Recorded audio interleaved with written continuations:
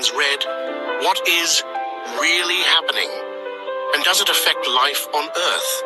It isn't magic, it's shadow.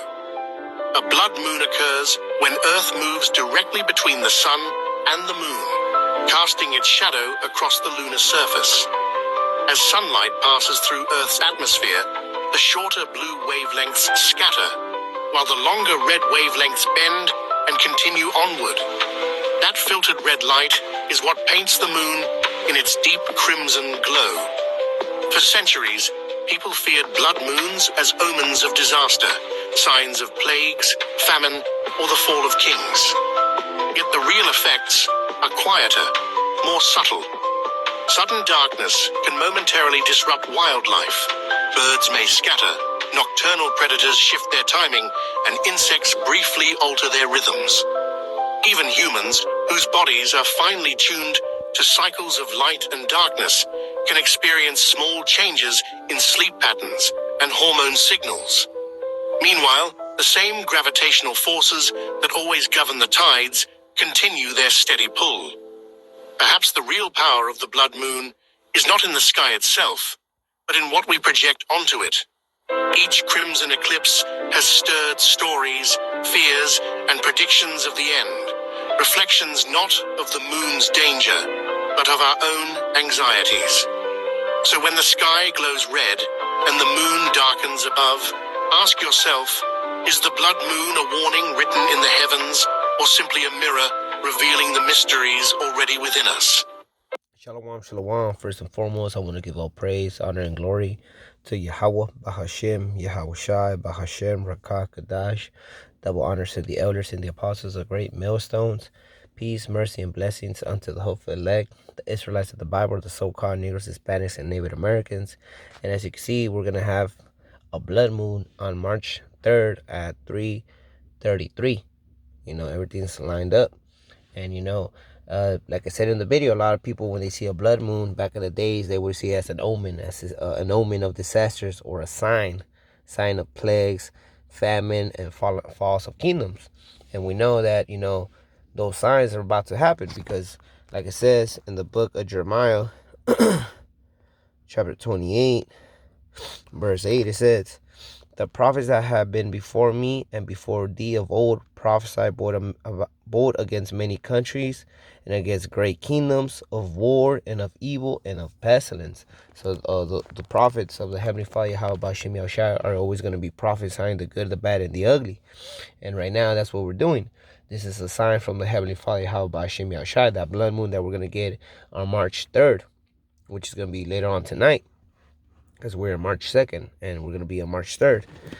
And if we go back to 2nd Esdras, chapter 9, verse 1, it says right here, he answered me then and said, measure thou the time diligently in itself, and when thou see part of the signs pass, which I have told thee before, then shalt thou understand that it is this very same time wherein the highest will begin to visit the world which he made. And that's what the Heavenly Father, Yahweh Bashem Yahushua, is doing right now. He's showing us the signs of the times that we're at. We're right now seeing, like, we go to the book of Matthew 24, verse 6 says right here, and you shall hear of wars and rumors of war. And right now there's war going on over there in the Middle East. You got the United States attacking Iran, and Iran is attacking other Middle State countries. You got Pakistan, Afghanistan, and because of that's going to create World War III. But we shouldn't fear that. That's all of that is just the beginnings of sorrow. The end is not come, because it's not come yet. It says Matthew chapter 24, verse 6, and you shall hear of wars and rumors of war. See that ye be not troubled, for all these things must come to pass, but the end is not yet. For nation shall rise against nation, and kingdom against kingdom, and there shall be famine and pestilence and earthquakes in divers places. All these are the beginning of sorrows. And like I said in the video of the blood moon, that usually when people will see the blood moon happening, they saw it as an omen of disasters, signs of plagues, famines, and the falls of kings. And pretty much those are the signs from the Heavenly Father, Yahweh Bashem Yahushua. Like I said in 2nd Esdras, chapter 9, verse 2, it says, verse 2. Yeah, then shalt thou understand that it is the very same time wherein the highest will begin to visit the world which he made. Why? Because if we go to the book of Job, chapter 9, verse 24, it says, the earth is given into the hand of the wicked. He covered the faces of the judges thereof. If not, who is he? And we know who is the wicked, and that will be the so-called white man, Esau, Edom. We can always bring out Malachi, like I said in the book of Malachi, chapter 1, verse 4. Whereas Edom said, we are impoverished, but we will return and build the desolate places. And that was during the time of the Renaissance time, which means rebirth. Thus say the Adonai Yahweh of hosts, they shall build, but I will throw down, and they shall call them the border of wickedness, and the people against whom the Adonai Yahweh B'Shem Yahushai had indignation forever. So who's the earth given? Who's the wicked that the earth was given to? That will be Esau, Edom, so-called white man, starting with the small hats. That are the chiefs of their houses of Esau, Edom. We go again. Book of Joel 2 and 3 says right here, 2 and 31, Salak for that. Says right here, says, the sun shall be turned into darkness and the moon into blood. So like it says, we're going to have a blood moon before the great and terrible day of the Adonai Yahweh comes. So that will be a terrible day. And also that blood moon, like I said in the video, it's not only omens and signs and stuff, but also talks about how it affects animals and also humans. So spirits might jump in on people. Like spirits been jumping on people lately, especially because of what's going on. Another precept that could back that up is Acts chapter 2, verse 19.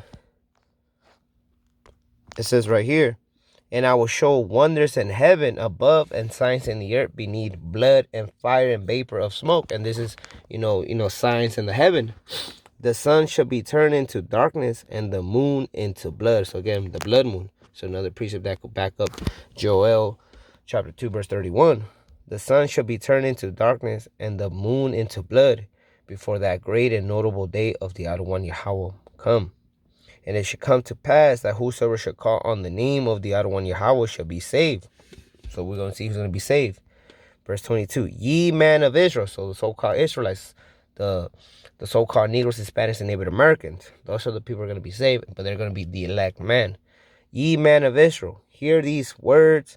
Yahweh Shai of Nazareth, a man approved of Yahweh among you by miracles, wonders, and signs, which Yahweh did by him in the midst of you, as ye yourselves also know. So those that were blessed with this knowledge, with some understanding, we know what's going on. And the reason why these things are happening right now, because it's time for this world, especially this kingdom of Esau, Edom, to be judged, and also so we could get the hell out of here and go back home, where the Heavenly Father Yahweh and His Son Yahweh Shai, who the world ignorantly calls Jesus Christ. Like it's also said in the book of Jeremiah, because a lot of people they know that this blood moon is gonna happen. I've been seeing videos of people like kind of freaking out and saying, "Oh, this might be an omen. Like, look what's going on." But like it says right here in the book of Jeremiah, chapter 10, verse 1, hear ye the words which the Adonai Yahweh spake unto you, O house of Israel, so-called Negroes, Hispanics, and Native Americans, hear this word of the Heavenly Father. Thus say the Adonai Yahweh, learn not the way of the heathen. Don't learn the way of the heathen.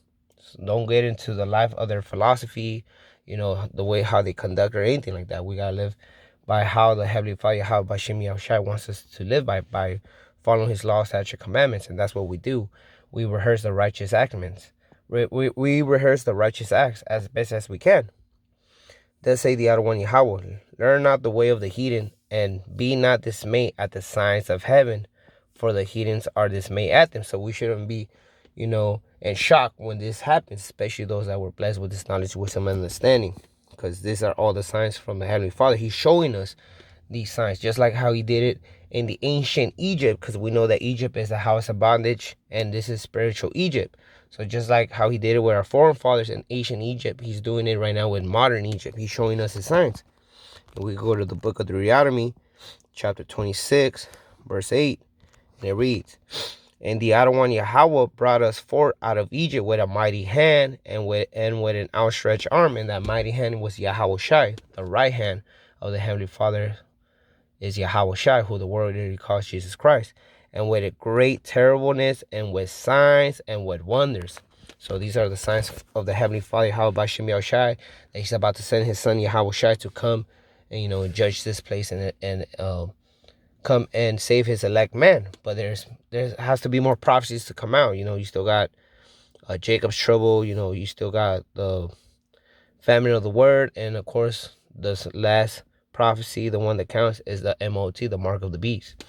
And with that, I want to give all praise, honor, and glory to Yahweh, Bahashem, Yahweh Shai, Bahashem, Rakah, Kadash, Shalom.